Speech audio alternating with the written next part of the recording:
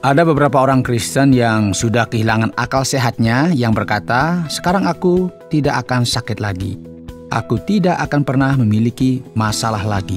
Aku sekarang ada di dalam Kristus dan karena Kristus telah menghancurkan maut, aku tidak akan pernah mengalami kematian. Oh, tidak seperti itu. Mungkin Anda tidak akan suka hal ini, namun pada suatu hari kita semua akan mati. Saudara pendengar, bersama saya Oti Priambodo dalam program Jalan 66. Senang sekali karena bisa mempersembahkan program yang memberikan pengetahuan Alkitabiah dan menyuguhkan kepada kita jalan keselamatan. Rangkaian pembelajaran kitab suci kali ini terambil dari kitab Surat Paulus yang kedua kepada Timotius, dan kita akan memperhatikan pada pasal yang pertama dan yang kedua. Pak Yohanes akan membawa tema kita kali ini adalah pertarungan final. Tema ini akan mengangkat motivasi dalam kehidupan Kristen. Meskipun kita sangat rindu untuk memiliki sebuah kehidupan yang bebas dari masalah, kita perlu mengingat bahwa pelaut menjadi hebat karena ombak yang kuat, dan berlian juga dibuat dengan tekanan yang luar biasa. Lantas, bagaimana kita bisa belajar untuk menghadapi penderitaan? Mari kita memperhatikan bersama-sama.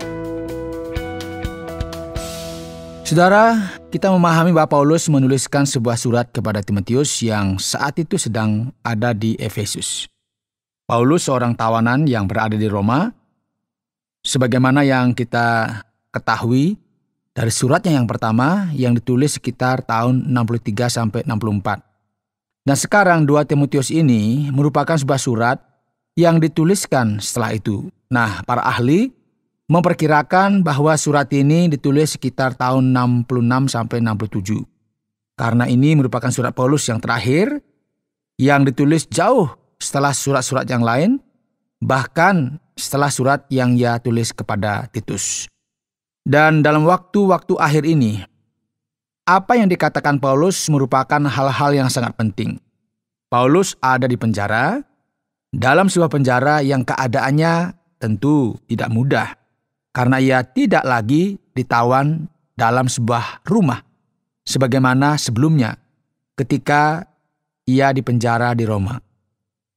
Ia kini mengalami sebuah penganiayaan yang disebabkan oleh Nero, penganiayaan yang sangat menyakitkan. Paulus, sang pejuang yang luar biasa itu menuliskan sebuah kalimat yang menguatkan, yang memberikan motivasi agar tetap setia. Ia memberikan peringatan kepada Timotius walaupun dalam usia senjanya dengan segala penderitaan yang ia alami, dibelenggu, melewati banyak sekali luka, namun ia selalu mengingat keluarga Timotius. Ia berkata, sebab aku teringat akan imanmu yang tulus ikhlas, yaitu iman yang pertama-tama hidup di dalam nenekmu Lois dan di dalam ibumu Eunike, dan yang aku yakin hidup juga di dalam dirimu. Karena itulah kuperingatkan engkau untuk mengobarkan karunia Allah yang ada padamu oleh penumpangan tanganku atasmu. Sebab Allah memberikan kepada kita bukan roh ketakutan, melainkan roh yang membangkitkan kekuatan, kasih, dan ketertiban. Saudara, Paulus ingin supaya Timotius kuat dalam pertarungan ini dan ia memberikan nasihat serta motivasi supaya Timotius tidak tawar hati, karena ini banyak terjadi di dalam pelayanan. Dan salah satu kesulitan yang dimiliki oleh seseorang adalah merasa malu oleh karena Injil dalam hal-hal tertentu. Jadi Paulus berkata dengan jelas, jangan malu bersaksi tentang Tuhan kita, dan janganlah malu karena aku seorang hukuman karena dia, melainkan ikutlah menderita bagi Injilnya. Karena segala sesuatu terjadi oleh karena kuasa Allah. Dialah yang menyelamatkan kita dan memanggil kita dengan panggilan kudus, bukan berdasarkan perbuatan kita, melainkan berdasarkan maksud dan kasih-Nya sendiri. Saudara, Paulus menyatakan kebenaran mengenai kekuatan Injil Kristus yang telah menang atas maut, membawa kepada hidup dan keabadian. Paulus menempatkan dirinya sebagai seorang pengkhotbah, seorang rasul, dan juga guru Injil. Oleh sebab itu ia memiliki sebuah kekuatan dalam pertarungan akhir ini. Dan ia tahan dalam penderitaan tanpa merasa malu mengenai pesan Injil yang harus disampaikan. Saudara, kita juga perlu belajar untuk berani, ya, sama seperti yang dimiliki oleh Paulus, dan jangan kita menjadi tawar hati ketika kita mengalami penderitaan di dalam kehidupan, serta tidak malu karena kita percaya kepada Allah yang sejati dan kita percaya kepada Injil. Jadi Paulus menekankan pentingnya kita tidak meninggalkan doktrin yang benar. Paulus ada di penjara, ya, menghadapi kesulitan dan rasa malu, serta penderitaan karena satu alasan di pertarungan akhir. Engkau tahu bahwa semua mereka yang di daerah Asia Kecil berpaling daripada aku. Kita telah mendengar nama Demas, ya, sebelumnya, namun sekarang Paulus akan menyebutkan nama Figelus dan Hermogenes. Satu-satunya yang menjadi penghiburannya adalah keluarga Onesiphorus yang telah berulang-ulang menyegarkan hatiku. Ia tidak malu menjumpai aku di dalam penjara. Saudara, kita perlu mengingat bahwa orang Kristen yang dipenjara pada waktu itu sama halnya dengan seorang penjahat. Oleh sebab itu sulit sekali bagi kita memiliki solidaritas ketika kita sendiri senantiasa dianggap sebagai tersangka. Namun dengan semua keberanian dan kemampuan sebagai seseorang yang siap untuk melakukan pertandingan maraton, sebagai seorang pejuang yang hebat, Paulus akan menyampaikan hal ini dengan sangat jelas supaya kita tetap berdiri teguh dalam menghadapi penderitaan. Ia berkata, ikutlah menderita sebagai seorang prajurit yang baik dari Kristus Yesus. Kini Paulus akan membandingkan orang-orang yang bergumul dalam pelayanan dan orang-orang yang bergabung dalam pelayanan Yesus Kristus dengan hal-hal berikut. Dia berkata, seorang prajurit yang sedang berjuang tidak memusingkan dirinya dengan soal-soal penghidupannya, supaya dengan demikian ia berkenan kepada komandannya. Seorang olahragawan hanya dapat memperoleh mahkota sebagai juara apabila ia bertanding menurut peraturan-peraturan olahraga. Seorang petani yang bekerja keras haruslah yang pertama menikmati hasil usahanya. Perhatikanlah apa yang kukatakan. Tuhan akan memberi kepadamu pengertian dalam segala sesuatu. Jadi, saudara, kita bisa lihat di sini ada prajurit, ya, olahragawan, serta petani.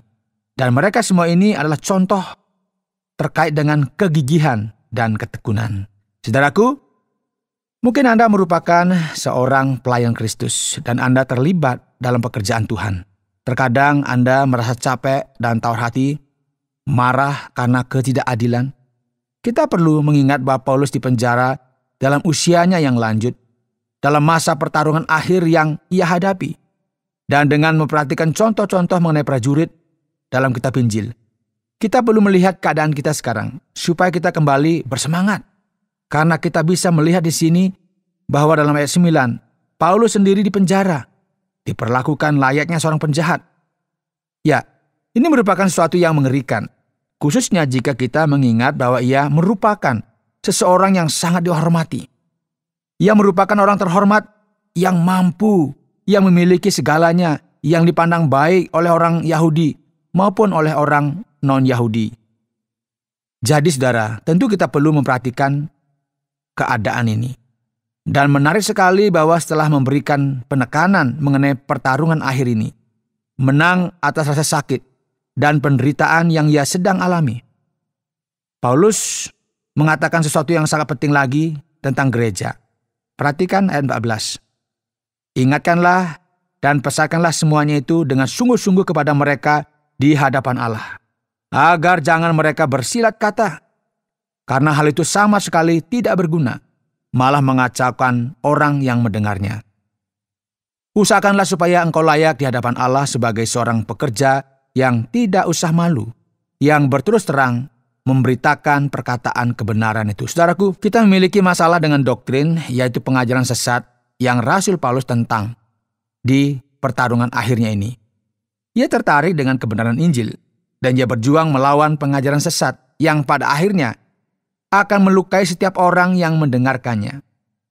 Jadi, jangan buang-buang waktu dengan gagasan yang salah, namun jadilah seseorang yang melakukan segala sesuatu berdasarkan firman Tuhan. Ini merupakan sebuah kebutuhan yang harus kita miliki, dan ini jugalah yang merupakan tujuan dari program Jalan 66 kita. Untuk apa, saudara? Agar kita memperhatikan firman Tuhan dengan benar. Dan sekarang Paulus berkata, tetapi hindarilah omongan yang kosong dan yang tak suci, yang hanya menambah kefasikan. Perkataan mereka menjalar seperti penyakit kanker. Dan sekarang kita akan melihat nama dari dua orang yang masuk ke dalam ajaran sesat. Hymenaeus dan Philetus, yang telah menyimpang dari kebenaran dengan mengajarkan bahwa kebangkitan kita telah berlangsung. Mungkin kita khawatir dan berpikir, aku tidak pernah melihat pengajaran sesat sebanyak ini. Dan sebelum ini tidak ada sampah dan kebodohan yang dikhotbahkan. Ada banyak kebingungan yang terdapat dalam agama. Seolah-olah ini merupakan sesuatu yang baru. Saudara, dalam perjanjian baru, pada zaman Rasul Paulus dan zaman gereja mula-mula, ada orang-orang yang menegaskan bahwa sudah terjadi kebangkitan. Namun Paulus tidak menjadi tawar hati, dan ia berkata, tetapi dasar yang diletakkan Allah itu teguh, dan materinya ialah Tuhan mengenal siapa kepunyaannya. Dan setiap orang yang menyebut nama Tuhan, hendaklah meninggalkan kejahatan.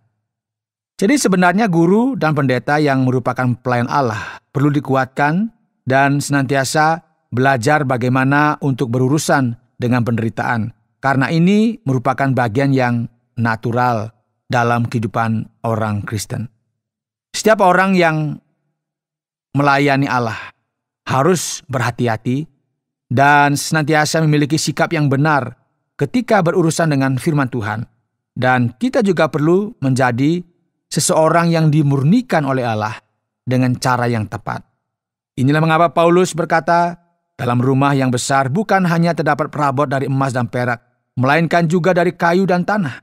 Yang pertama dipakai untuk maksud yang mulia, yang terakhir untuk maksud yang kurang mulia. Jika seorang menyucikan dirinya dari hal-hal yang jahat, ia akan menjadi perabot rumah untuk maksud yang mulia. Ia dikuduskan, dipandang layak untuk dipakai tuannya, dan disediakan untuk setiap pekerjaan yang mulia. Saudaraku, penting sekali bagi kita mengejar kekudusan supaya kita setia dan mendedikasikan hidup kita kepada Allah. Jadi Paulus mengakhiri daftar dari nasihat-nasihat dan saran-sarannya, dan juga bagi setiap orang yang melakukan pekerjaan yang baik di dunia ini. Sebab itu jauhilah nafsu orang muda, kejarlah keadilan, kesetiaan, kasih dan damai bersama-sama dengan mereka yang berseru kepada Tuhan dengan hati yang murni. Hindarilah soal-soal yang dicari-cari, yang bodoh dan tidak layak. Engkau tahu bahwa soal-soal itu menimbulkan pertengkaran. Sedang seorang hamba Tuhan tidak boleh bertengkar, tetapi harus ramah terhadap semua orang. Ia harus cakap mengajar, sabar, dan dengan lemah lembut dapat menuntun orang yang suka melawan. Sebab mungkin Tuhan memberikan kesempatan kepada mereka untuk bertobat dan memimpin mereka sehingga mereka mengenal kebenaran. Dan dengan demikian mereka menjadi sadar kembali karena terlepas dari jerat iblis yang telah mengikat mereka pada kehendaknya. Saudaraku, kita semua ada dalam sebuah pertarungan yang mengerikan. Kita perlu memperhatikan bagaimana caranya agar kita menjadi orang Kristen yang baik, pelayan Allah yang baik, yang tahu bagaimana caranya menghadapi masa-masa sulit dan juga penderitaan. Kita perlu memahami firman Allah dengan benar, serta menjauhkan diri dari hal-hal yang tidak menyenangkannya, menyucikan diri kita sesuai dengan apa yang dinyatakan di dalam firman Tuhan. Kita semua perlu berdiri teguh, jangan goyah, dan tetap kuat menghadapi masa yang akan datang, yaitu ketika pertarungan akhir kita tiba. Anda sedang mendengarkan Jalan 66 dalam rangkaian pembahasan 2 Timotius pasal yang ke-1 dan yang kedua yang telah dijelaskan oleh Pak Yohanes dengan tema pertarungan final. Sekarang tibalah waktunya kita untuk sesi tanya jawab.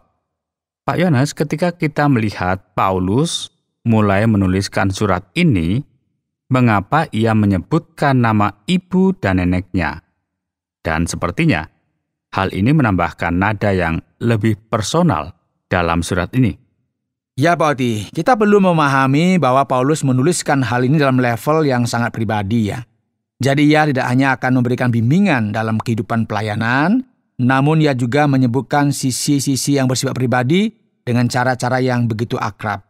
Jadi sekarang penting bagi kita memahami bahwa Timotius sekarang menjadi orang yang penting, ya, orang Kristen yang kuat dan setia, namun ini semua dimulai dengan ibu dan neneknya. Ya, terkadang kita tidak begitu menghargai hal ini ya, yaitu kerja keras yang dilakukan oleh ibu dan neneknya, bahkan kerja keras yang dilakukan oleh bapak ataupun kakeknya ketika ia masih kecil. Dan kita perlu memperhatikan betapa pentingnya hal ini. Banyak orang tua ya yang secara gampang berpikir bahwa yang perlu mereka lakukan hanyalah apa? Membawa anak-anak mereka ke gereja, dan di sana kan sudah ada guru-guru setelah minggu yang akan mengajar mereka. Ini kan tanggung jawab pendeta, ini tanggung jawab guru setelah minggu. Dan akhirnya apa? Membuat orang tua enggan mengajari anaknya mengenai apa yang diperlukan oleh anak-anaknya terkait dengan kerohanian. Ingatlah bahwa bapak dari Timotius ini bukanlah orang Yahudi. Dan tidak ada catatan yang menyebutkan bahwa ia merupakan orang percaya. Namun demikian, nenek dan ibunya melakukan sebuah pekerjaan yang luar biasa dengan mengajarkan firman Tuhan kepadanya ketika ia masih kanak-kanak. Saya begitu tertarik, Pak Yones, dengan apa yang dituliskan pada ayat yang ketiga dari 2 Timotius pasal yang pertama, di mana Paulus mengatakan bahwa ia melayani Allah seperti yang dilakukan oleh nenek moyangnya. Ini maksudnya bagaimana, Pak Yones? Memang ini terdengar sedikit membingungkan, Pak Oti, ya. Allah yang kulayani dengan hati nurani yang murni seperti yang dilakukan nenek moyangku. Sepertinya bahwa ia memiliki sebuah kehidupan sebelumnya. Apa ini mungkin? Tentu tidak. Ya, terkadang terjemahan ini tidak begitu jelas dan masuk akal jika diterjemahkan dalam struktur bahasa aslinya. Jadi terjemahan secara literal ini tidak selalu menjadi pilihan yang terbaik karena arti sebenarnya dalam kalimat tersebut tidak selalu bisa diterjemahkan dengan jelas. Yang berikut, Pak Yones, pada pasal yang sama, ayat yang ke-9. Bagaimana kasih karunia itu bisa diberikan kepada kita sebelum permulaan zaman? Dan juga, bagaimana caranya Kristus menghancurkan maut? Apa maksud dari semuanya ini, Pak Yones? Ya, jika kita memperhatikan cerita mengenai Kristus, kita melihat apa yang ia lakukan. Dan bagaimana ia menyatakan kasih karunia-Nya dengan cara mati bagi kita dan mengampuni kita semua di kayu salib. Jika kita melihat dengan cara pandang yang demikian, kita akan melihat cara pandang dari sisi manusia. Kita bisa berkata bahwa kamera merekam semua ini dari sudut pandang manusia. Namun sekarang Allah ada di atas sana, ya, ia tidak terbatas ruang dan waktu. Ia adalah Allah yang omniscient, Allah yang omnipoten, Allah yang berkuasa, yang memiliki segala kuasa dan yang mengendalikan segala sesuatu. Jadi rasanya tidak sulit sebenarnya untuk kita memahami dari sisi kamera Allah, yaitu bahwa dalam kamera Allah segala sesuatu terlihat dengan jelas. Jadi inilah sudut pandang Allah. Dengan demikian kasih karunia yang Kristus berikan ini sebenarnya sudah ada sejak dahulu, sebelum adanya umat manusia sendiri. Jadi kasih karunia Allah itu sesuai dengan sang domba yang dikurbankan sejak awal penciptaan dunia ini, sebagaimana yang dituliskan di dalam kitab Wahyu, karena ini adalah sudut pandang Allah. Jadi penting kita menggarisbawahi pertanyaan mengenai kematian ini. Bagaimana caranya Kristus menghancurkan maut? Ini tidak berarti bahwa sekarang kita tidak akan mati lagi. Ada beberapa orang Kristen yang sudah kehilangan akal sehatnya ya, yang berkata, nah sekarang aku tidak akan sakit lagi. Aku tidak akan pernah memiliki masalah lagi. Aku sekarang ada di dalam Kristus, dan karena Kristus telah menghancurkan maut, aku tidak akan pernah mengalami kematian. Oh, tidak seperti itu ya.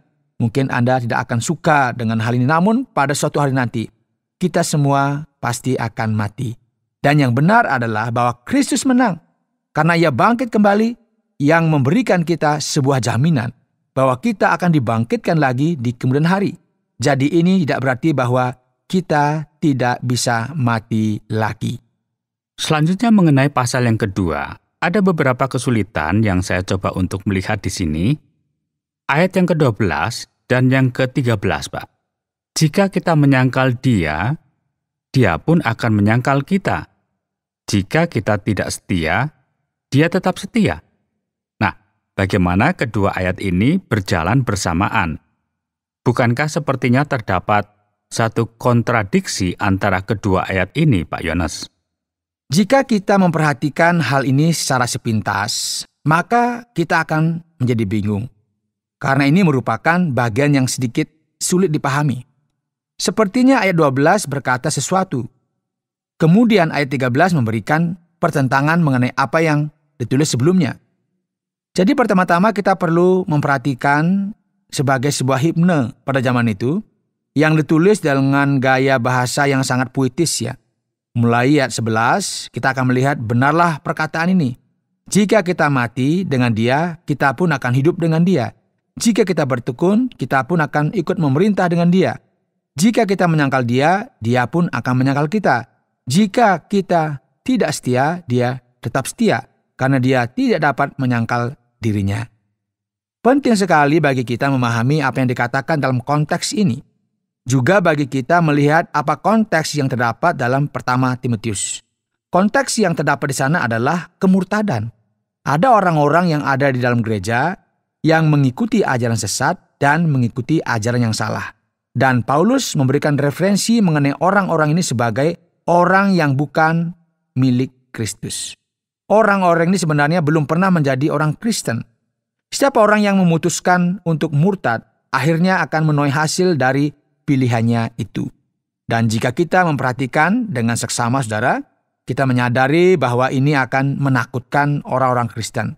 Mereka mungkin berpikir apakah ini berarti jika kita gagal satu kali saja, kita membuat sebuah kesalahan maka tidak ada lagi ampun? Tentu tidak, saudara ya. Mengapa? Paulus berkata, jika kita tidak setia, jika kita gagal, jika kita berdosa, ia tetap setia.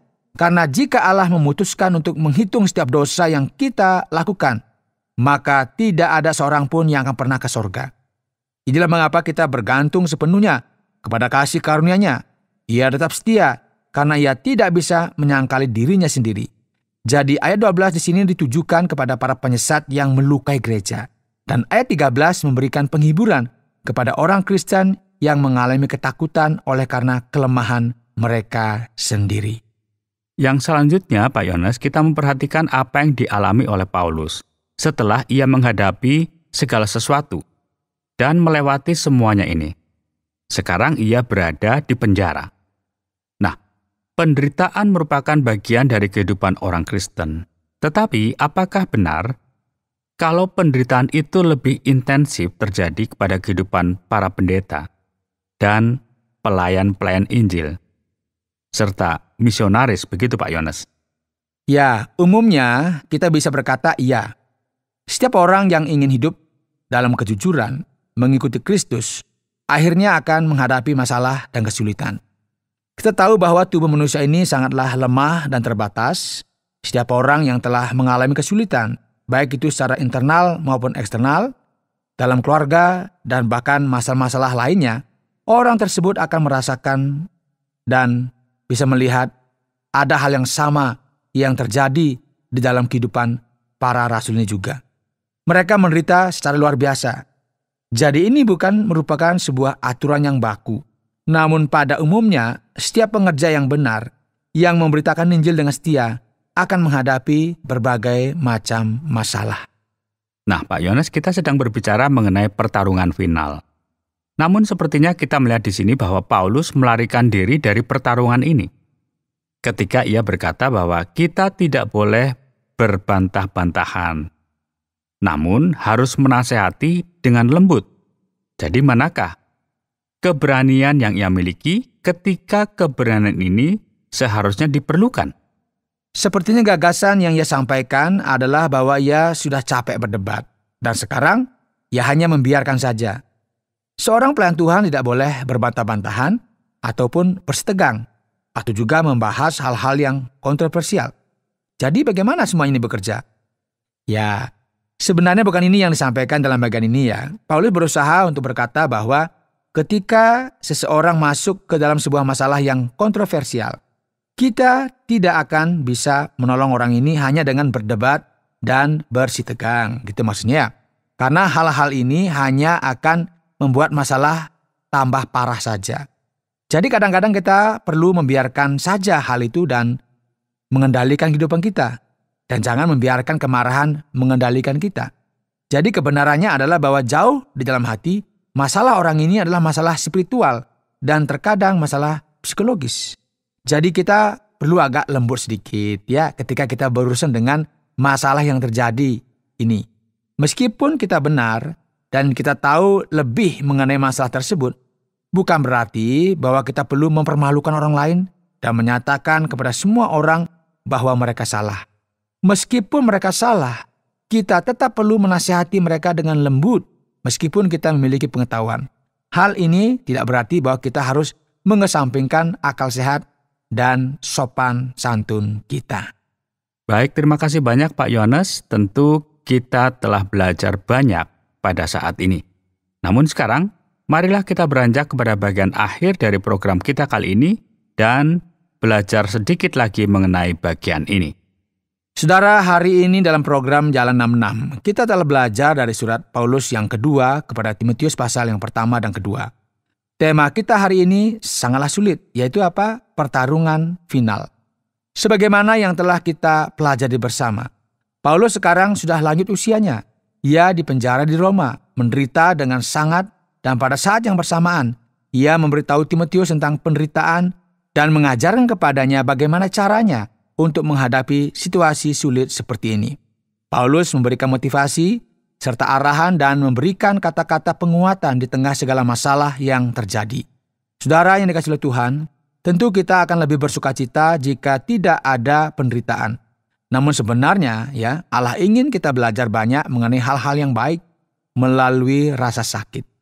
Jadi kita perlu menangkap dan memahami realita ini dan menaruhnya dalam hati kita supaya meskipun banyak kesakitan dan penderitaan dalam pertarungan sebagai orang Kristen, kita harus senantiasa belajar untuk berurusan dengan hal ini sebaik mungkin.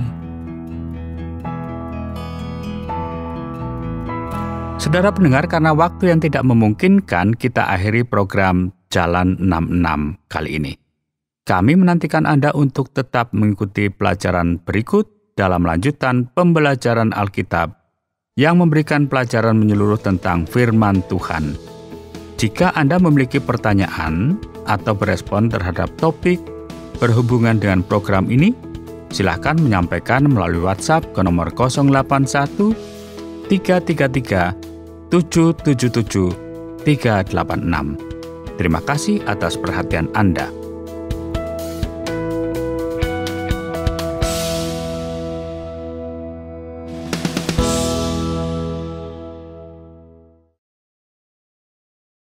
Terima kasih Anda sudah mengikuti program kami. Jika Anda diberkati, jangan lupa like, komen, dan share supaya Anda tidak ketinggalan setiap program terbaru kami.